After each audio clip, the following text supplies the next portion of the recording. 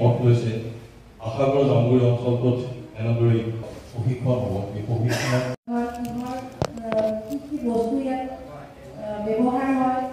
মই জনাৰ পিছত তোমালোক বাহক হিচাপে আগবাঢ়ি যাবা বুলি মই আশা কৰিছোঁ আৰু শেষত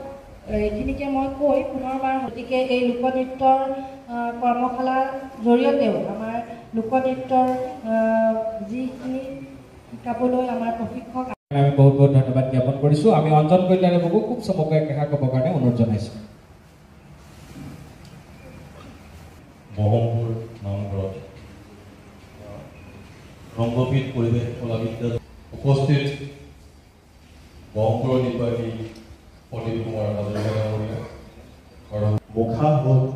সকলোৱে জানে ভাওনা যিহেতু আছে মুখা প্ৰধানকৈ ভাওনা ব্যৱহাৰ কৰা গুৱাহাটী সংস্কৃতি মহাপুৰুষ শ্ৰীমন্ত শংকৰদেৱ গুৰুজনাই আজিৰ পৰা 500 বছৰৰ আগতে মুখাৰ সৃষ্টি কৰিছিলে ভাওনা উদ্দেশ্য কৰি আৰু ভাওনাৰ সৃষ্টি কৰিছিলে গুৰুজনাই চিহ্ন যাত্ৰা গুৰুজনাৰ প্ৰথম নাটক চিহ্ন যাত্ৰা পত্ৰেৰে এখন অংকন পদ অংকন কৰিছিল এখন নাটক হিচাপে নাথাকিলে এখন পদ এই অংকনৰ মাধ্যমে গুৰুজনাই আমাৰ সমাজখনক মুখা সংস্কৃতিৰ বিষয়ে আগুৱাই দিলে শিকাই দিলে পৰৱৰ্তী সত্ৰসমূহ দিলে আৰু ক্ৰমাগতভাৱে সত্ৰসমূহে কিবা কিবি কাৰণ অন্য সত্ৰসমূহে ধৰি ৰাখিব নোৱাৰিলে যদি 1663 চনৰ পৰা ঐতিহ্যমণ্ডিত মাজুলী শ্ৰী শ্ৰী সামগ্ৰী সত্ৰই এই কলা অব্যাহত ৰাখিছে আৰু পৰম্পৰাগতভাৱে দেউতাকে শিকা কাম পুতেকেও কৰিব লাগে বা দেউতাকে যি কাম কৰিলে সেইটো পুতেকেও শিক্ষা গ্ৰহণ কৰিব লাগে এটা পৰম্পৰা এই সময়লৈকে বৰ্তমান চলি আছে আমাৰ সামগ্ৰী সত্ৰ। নমস্কাৰ ৰংগপীঠ পৰিৱেশ কলা বিদ্যালয়ৰ তত্ত্বাৱধানত যি আমাৰ দেৱদাসী নৃত্য সত্ৰীয়া নৃত্য মুখা শিল্প আৰু কোচ ৰাজবংশী নৃত্যৰ যি আমি কৰ্মশালা আয়োজন কৰিছোঁ আজি আমাৰ প্ৰথমটো দিন আৰু প্ৰথমটো দিনত বিপুল ৰাইজৰ সঁহাৰি আৰু ছাত্ৰ ছাত্ৰীৰ উপস্থিতি আমাক আনন্দিত কৰিছে আৰু আমি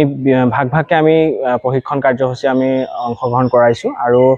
প্ৰায় ৰাতিপুৱা 10 বজাৰ পৰা আৰম্ভ হয় আৰু সন্ধিয়া 7 বজাত শেষ হয় আৰু আমাৰ প্ৰশিক্ষক হিচাপে আমি নিমন্ত্ৰণ জনাইছিলোঁ মাজুলীৰ পৰা আমাৰ আহি উপস্থিত হৈছে খগেন গোস্বামী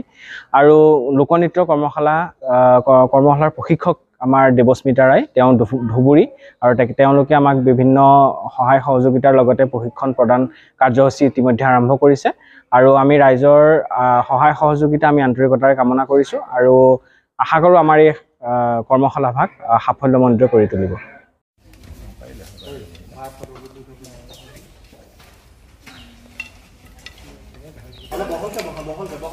গাত গা লাগিব নহ'লে অলপ বহলকৈ বহি লোৱা